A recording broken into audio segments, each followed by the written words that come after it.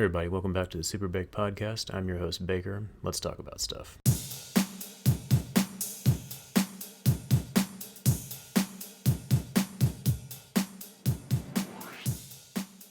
Hey everybody, welcome back to the show. So today it's going to be, I guess, kind of an animation special.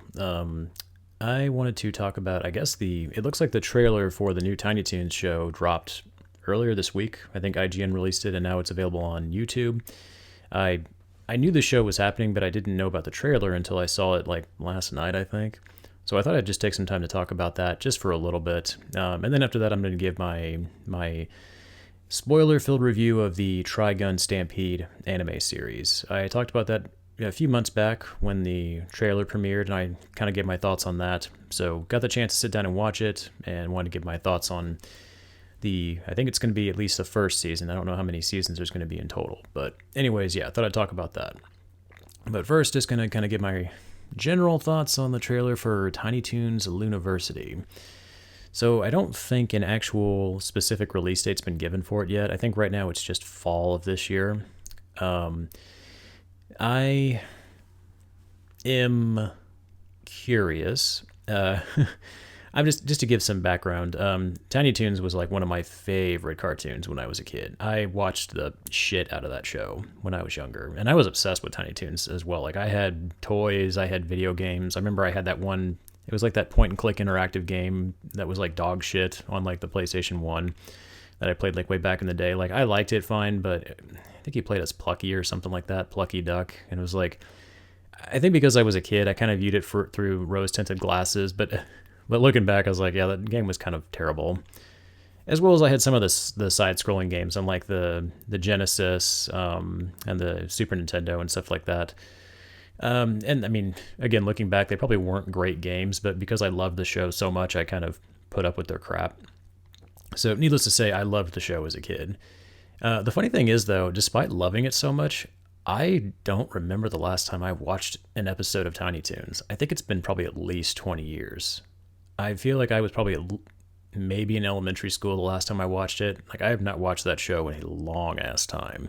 So, I mean, but I still remember it vividly. I remember most of the characters. I don't know if I could name all of them.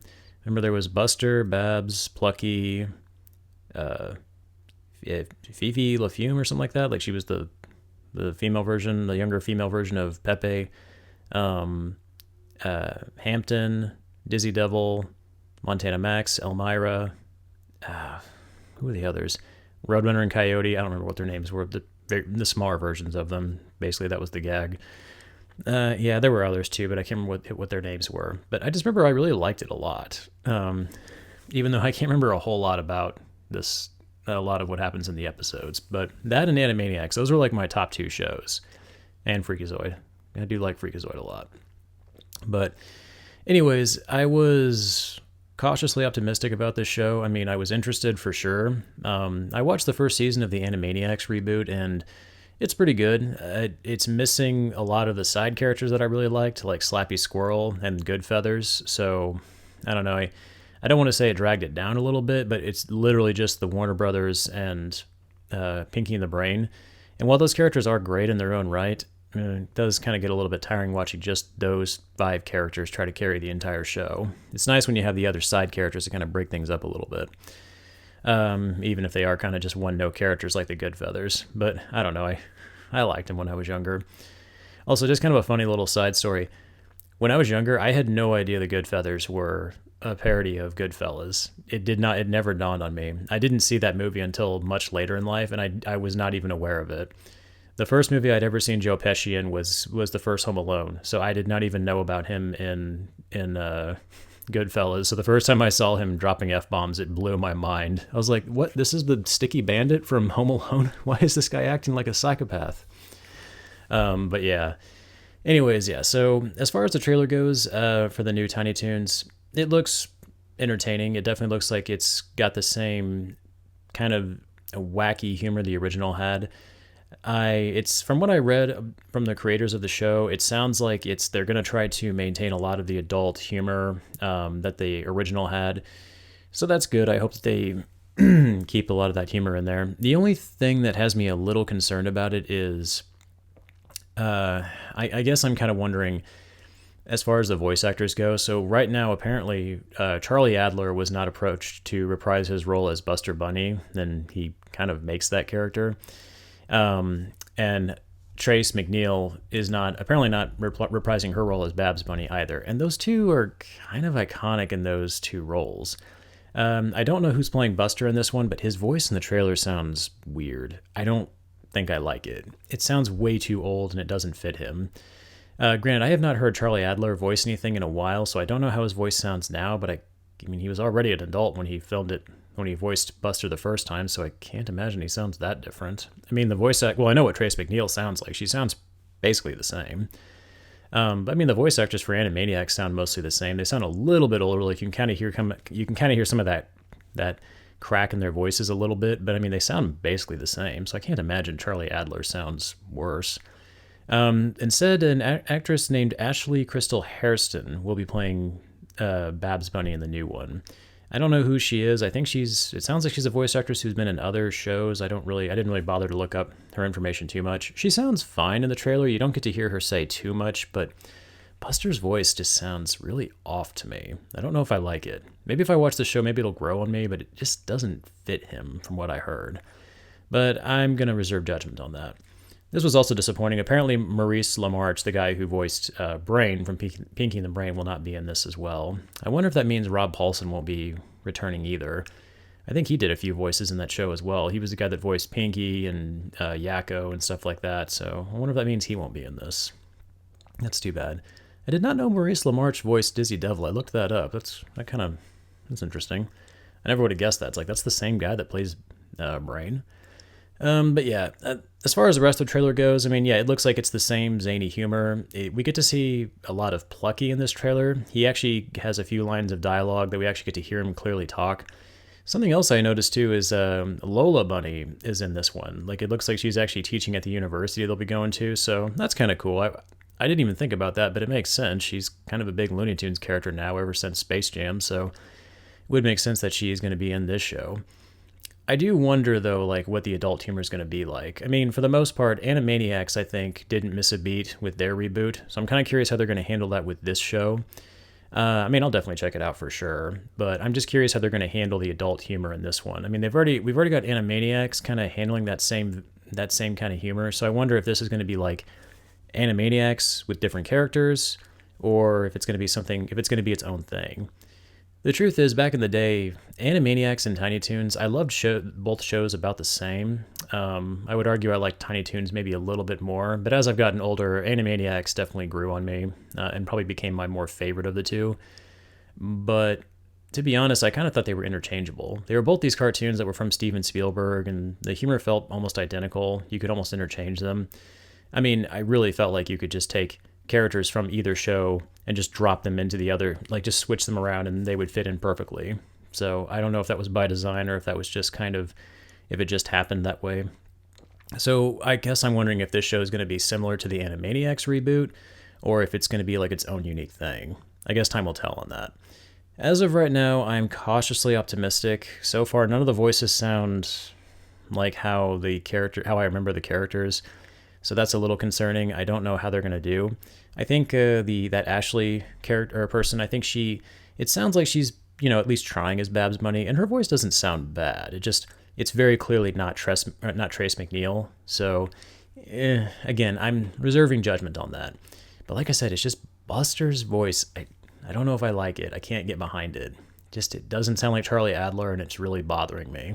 But I mean, I'll keep an open mind. I mean, and the truth is, I don't really watch cartoons like this anymore, like that much anymore. If I do watch them, it's mostly out of reverence, just because I love them growing up. Like, that's kind of how I was with the Animaniacs reboot. I haven't watched the second season, and I think there's a third season coming out. So, I mean, I need to go back and watch it, because I thought I heard somewhere that the side characters in that one are actually going to return. So that might be worth, giving it another watch. But yeah, I mean, I'll definitely check this out when it releases for sure. I'll at least watch a couple episodes, just, like I said, because I like the original so much. I feel like I kind of owe it to this one to at least give it a chance, because it might be good. But I also do kind of think I might be well past this point in my life where I can, sit down and watch cartoons like this. I feel like cartoons like this, I can watch maybe like a few minutes at a time, but after a while, I kind of keep thinking like, man, I really feel like I should be watching something else. Not that I feel like any sense of shame watching them, but it's different when you watch cartoons as an adult versus when you were a kid. Especially even if they're cartoons that you really liked. It's just as an adult that I just always feel like there's like that voice in the back of my head just kind of saying like, I mean, is this really something you should be spending your time watching? I mean, don't you have other shows you could watch, like more interesting shows? But I don't know. I don't think there's anything wrong with just turning your brain off every once in a while and just watching dumb shit on TV. But yeah, I will. I am cautiously optimistic about this show. I will definitely check it out, but I'm not getting my hopes up. And on cue, it's the dogs again. Every freaking time I record the podcast. I'm just gonna start. I should just rename this podcast to the SuperBake and Dogs podcast, because I swear that's what this freaking podcast is turning into. But yeah. What do you guys think of the trailer, though? Feel free to let me know your thoughts in the comment section on YouTube. I'm definitely curious to see. Did you guys think it looks interesting? Were you huge Tiny Toons fans like I was growing up, or is this going to be like your first time being exposed to the cartoon? Let me know. So now I wanted to give my review on the first season of Trigun Stampede. So, as I've said before, Trigun is one of my all-time favorite anime series. It was in my top 10 anime series. I don't remember what number it was. I believe it was I want to say number 6. I would go back and check, but I'm too lazy to do that. And I saw the trailer for this show come out late last year. Saw that it was going to be in 3D animation, which I'm not the biggest fan of. I mean, I think it can look good depending on how it's handled, but for the most part, most 3D animated shows I'm not particularly a huge fan of. But because it was Trigun, I really wanted to check it out. I wanted to at least give it a fair chance. And I have. It's 12 episodes. All 12 are now available on Hulu, and I got the chance to finally watch it. So just going to share my thoughts on this. And of course, as usual, this is going to contain spoilers for the story and for some of the characters and what happens to them. So if you haven't seen the show yet, this is your warning. Overall, this show, I think, has made me a believer in 3D animation.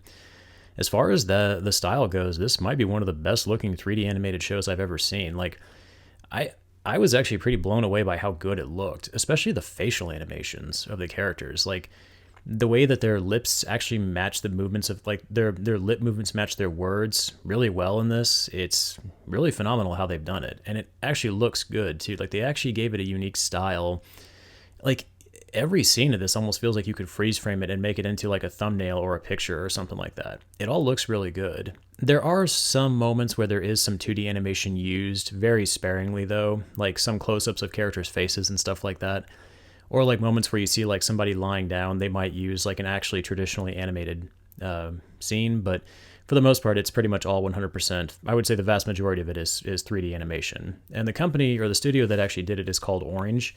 I'm not sure what else they've worked on. I didn't really do too much research on them before doing this review, but I may have to keep an eye out for these guys later on. I mean, I think they've proven with this series that they know what they're doing, and they could definitely create some high-quality animated features. So, as far as the story goes, so I think one question a lot of people had was this going to be a shot-for-shot remake of the original series, or was it going to more closely follow the manga? And I guess I've never read the manga, but I think this is supposed to be a little bit of both. It is kind of a prequel to the original anime series, just to kind of lay it out right now.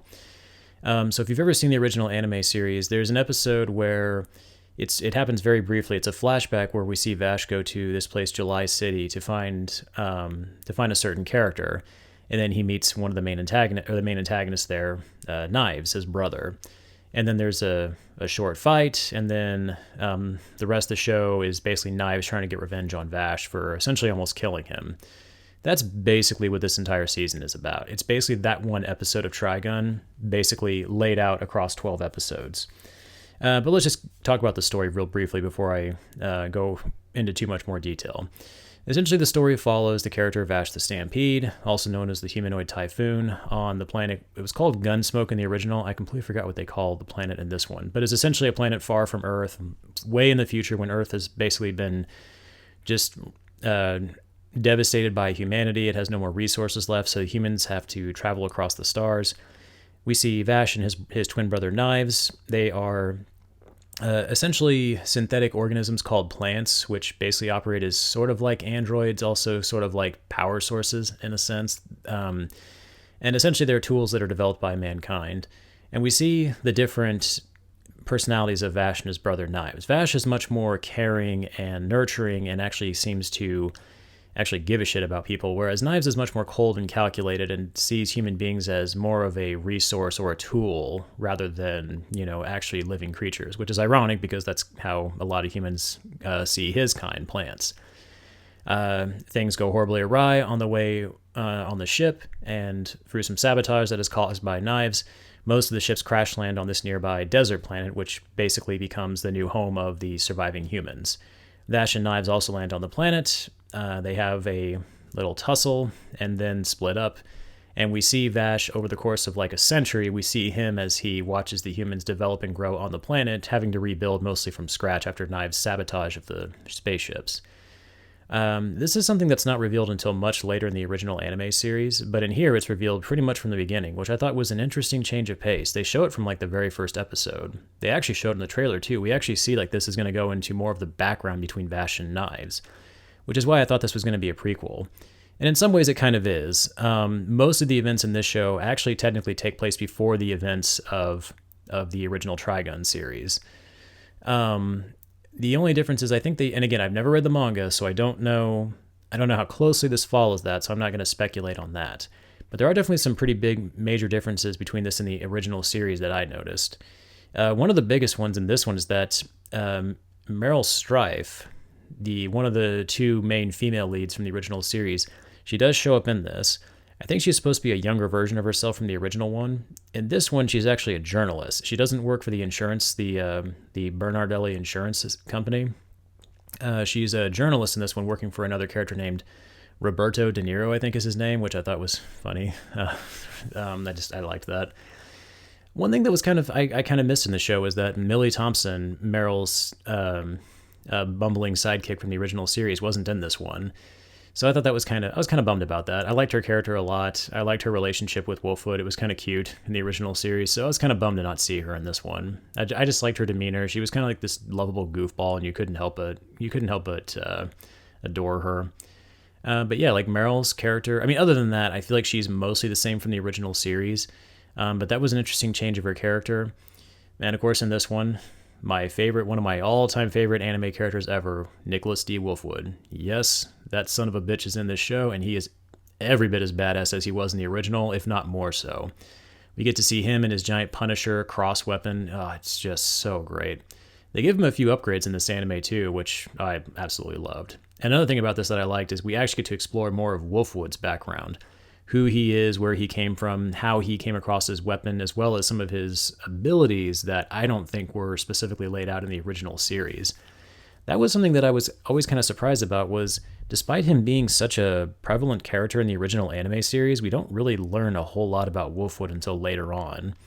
And his powers and abilities really aren't laid out that much in the original anime at all. But in this one, we learn a lot more about who he is and how he's able to do the things that he can do, which makes him kind of a superhuman in a way.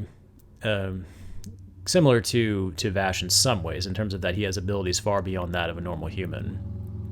And as far as Vash himself, he's still the same lovable goofball that he was in the original series. I think the same Japanese voice actor is reprising his role in this one. At least it sounds like him. Because I watched the original series in Japanese, and it sounds like it's the same one in this one. Fun little side note, Johnny Young Bosch, who voiced Vash in the English dub from the original anime, is actually going to return to voice him in this one, which I love. I may have to go back. I watched this in the Japanese dub, but I may have to watch this in the English dub because Johnny Young Bosch, I freaking love that guy. He plays Ichigo in Bleach, and he's one of my favorite voice actors. He's got such an iconic voice. I love it. So him playing as Vash, it's a voice from my childhood. I gotta watch it again. So yeah, I'll probably end up watching this show twice. Some other changes that I noticed in the show, along with the animation style, is the design of the characters. Wolfwood, for the most part, looks exactly like he did in the original. Same thing with Meryl Strife. But Vash actually looks quite a bit different than he does in the original one. In the original one, he seems to be much taller and more slender. Not that he's fat in this one, but I don't know, something about his character seems more, I guess, his proportions seem more realistic. He seems a little bit shorter. Even his design is kind of different too. Like, he has this spiky, gelled up blonde hair in the original, and this one his hair kind of lays down more. It's still blonde. His face still looks the same. But even his sunglasses look a little bit different. In this one, they're much bigger and cover more of his eyes. And the old one, they were smaller and more circular. But his iconic trench coat is what's really different. In this one, it really is just more like a regular, ordinary coat. In the original, it was like this really badass, kind of like leather, like long leather strap, almost like a series of straps that kind of hung from his body. It was really badass looking. And I think probably that's a big change, but I think one of the biggest changes is his left hand.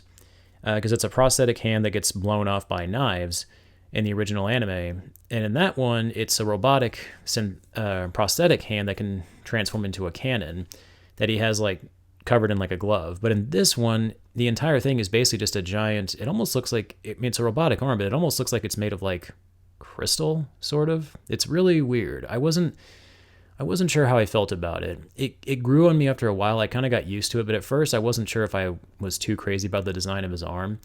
Overall, I would say Vash's new design is fine looking. I do prefer the iconic look that he had in the original, and especially since they kept Wolfwood looking pretty much the way he did in the original show and in the manga, I was really surprised at the sudden change in Vash. But this is supposed to be a prequel to the original anime, so I guess it's possible that maybe his look will change when season 2 comes out. I think they've announced that they are officially working on the next season, so I don't know how many episodes the next season's going to be or how many seasons it'll be, so I'll be curious to know about that. But yeah, as far as the story goes, like I said, this is a prequel to the original one, even though it does change a few things, like the fact that Meryl Streep meets Vash in this one. I think in the original anime, she and Millie didn't know who Vash was in the beginning of that show. Like when they meet. But in this one, she meets Vash, pretty early on. So I'm kind of curious to see how they're going to handle that in the next season. I'm guessing the next season is going to kind of go into like the plot of the original series. But anyways, as far as the plot of this story goes, it basically follows Vash after the ships crash land on the new planet, the desert planet. We see him basically trying to make his way across the planet, trying to find his brother Knives. He meets up with Meryl. And basically it's basically Vash just kind of being his usual goofy self. One thing that was also interesting about this is that Knives' character is revealed pretty early on too. Like, he shows up as the main antagonist of the show in the first city that Vash shows up to. And we get to see a short little confrontation with them. And that basically is kind of the catalyst for the show. Like, Vash is basically traveling from city to city to try to find Knives. I think the city he's trying to reach is called July City. That was always something I really liked about Trigun, was how each city was named after a month. Like, there was like Augustus or Augusta, November, and then July. I think they just changed the spelling of the cities or something like that. But I always liked that about the shows. I thought it was kind of cool. But basically in this show, Vash is trying to get to July City so he can find Knives for their big confrontation. So yeah, it's interesting in that respect. I mean, the story itself is pretty simple. There's really not a whole lot to it. It's basically just bad guy shows up, takes a big thing. He takes this city's power supply, their plant, basically, and Vash wants to go try to find Knives to get it back and to stop his brother from killing people. And along the way, we see some of the villains that Knives has hired to try to kill Vash, including, for those of you who may have seen the original show, we actually get to see some gung-ho guns, like the assassin group that show up in this one. Like E.G. Mine, the guy with the spiked ball, he has a very brief cameo in this one. Zazie the Beast shows up in this, as well as one of my all-time favorite baddies, Legato Blue Summer. He has a very small role in this show. You only see him for I think one episode, very briefly. But even the short time he has in the show, it's pretty damn badass. I really enjoyed that aspect of it. But yeah, I mean, other than that, every episode is kind of just an excuse for Vash and Wolfwood to run around and shoot people. And I think what helps elevate it is, one, the high quality 3D animation. It's very well done. It looks very pretty. The voice acting is phenomenal. Again, I haven't watched the English dub yet, so that's my next plan, is to watch that. Excuse me. But yeah, I really did enjoy it. Again, it's a pretty simplistic show, but it's not I mean, but that's not a bad thing either. Like, I actually enjoy its simplicity. I like that it's just kind of a basic story of like, it's basically Abel versus Cain, like two brothers, one good, one evil, battling each other. I mean, we've seen this time and again. If you've seen the original anime, you kind of know what to expect from this one. But yeah, I mean, I really enjoyed it. I guess, like I said, it made me a believer that 3D animation can be good, that it can be enjoyable. It definitely gives me hope for, the future of the Trigun series. I've been hoping that they would remake or bring back Trigun and give us a new anime series at some point. I do need to read the manga, Trigun Maximum. I don't think this is necessarily going to give fans that. So if you were hoping that maybe Trigun was finally going to get the Full Metal Alchemist Brotherhood treatment, unfortunately, I don't think this is going to quite be that. But then again, Season 2 hasn't come out yet, so who knows? If this turns into a long-running series, it might very well become that. I personally would love to see that. Just any excuse to see more of Vash and Wolfwood running around shooting baddies. I mean, I'm all on board with that. But yeah, I mean, overall, I think that this show, it's won me over. I'm definitely a huge fan of it. I actually kind of wish that it was longer. Being only 12 episodes, it was I was actually legitimately bummed when it ended. The only thing is, though, it does kind of end on a cliffhanger. It does set up for season 2, which a lot of shows do that now. It's basically, I'm just going to spoil the ending. So essentially I don't think this is going to be a big surprise. We do get to see the big climactic fight between Vash and his brother Knives. We get to see Vash actually use the Angel Arm cannon that we see in the original anime series. We see that actually show up in this anime as well, and he uses that to essentially destroy Knives. The season ends. Vash is separated from everybody else. He ends up in some town, kind of loses his memory. Looks like he has amnesia of some kind, and he's kind of starting all over and starting a new life. And we see Meryl, who actually, I don't remember if she joined the Bernardelli insurance company, but we see that she is told on the phone that she's going to meet a new recruit called Millie Thompson. So essentially leading into the beginning of the next season, which that's why I assume the next season is going to take place around the beginning of where the original anime series took place. And then I would assume that we're going to see her meet up with Vash again at that point. But it's just interesting because, like I said, in the original, they had no idea who Vash was. But in this one, at least Meryl will. So I'm curious to see how they'll handle that. As well as seeing the Gung Ho Guns return, like Legato and all them, and seeing how that plays into the next season. As well as, what became of Knives. I mean, it's obvious that he's still alive just based on the original story. Knives is the main villain. He's the big baddie that Vash has to take down. So I'm just curious to see how they're going to handle that in season 2. One of the things I liked about this show, though, like another thing that I really enjoyed about this, was the character of Knives himself. They really go into his psyche a lot more than they did in the original show. In the original, we don't even really get introduced to him until way later in the season. Like, from what I remember, I don't think it's like until at least over halfway through the original series that we're even introduced to Knives. We don't even know who he is. But in this one, like the show, despite its shorter runtime, it really does take some more time to develop his character and flesh him out. Like, we see more from his perspective. And even though, like, I don't agree with what he did, it was still sadistic and sick. You can kind of see, like, where he's coming from. It's like he sees his kind, the plants, being used as essentially fuel by human beings, and it sickens him. Like, he can, like, hear them. He can hear them crying out in pain. And so that's why he sees humans as, like, lesser forms of life. And we see him constantly trying to hammer that into Vash's head. Even in their final conflict, we see like them both struggling with their different ideologies. Like Vash trying to hang on to their mentor Rim, their surrogate mother, like her teachings that, all life is precious. And then Knives just basically trying to convince Vash that like the humans will always hurt him. Like they'll always try to kill him, which he's not technically wrong there. Like we see the proof on Vash's body, like with his scars. Like the humans have tried to kill him just because of their lack of understanding about who and what he is. So it's like, in some ways you could see like where both of them kind of like why they believe in their ideologies so much. I think that's one of the things I've always liked about Trigun is just the clash of different beliefs and perspectives on life and good and evil. Like is Knives a bad guy? Yes, but at the same time, you can kind of understand like why he feels the way he does. Like, it's hard for him to relate to humans because he's not human.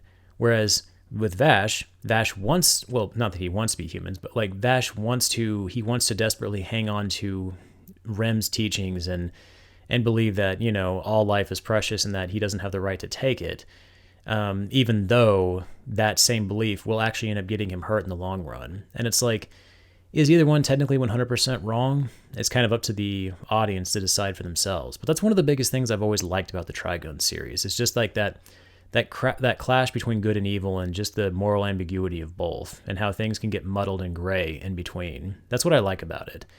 And this is also shown through Wolfwood's character. You know, he is, in many ways, he's a character that Vash should hate, because unlike Vash, Wolfwood, not only will he kill people who get in his way, he has no problem doing it. I mean, he doesn't get like some kind of sadistic pleasure out of it, but he's just a guy who will get things done. He knows that he needs to get shit done, and if people get in his way and he's got to kill them, he'll do it. And that's why I like his character. He's just a freaking badass.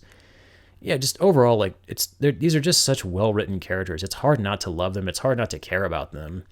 And yeah, like the final fight between Vash and Knives in this show, like when they're flying through the air and stuff, even though it got kind of ridiculous, like I kept thinking like, okay, this is turning into like really weird anime territory.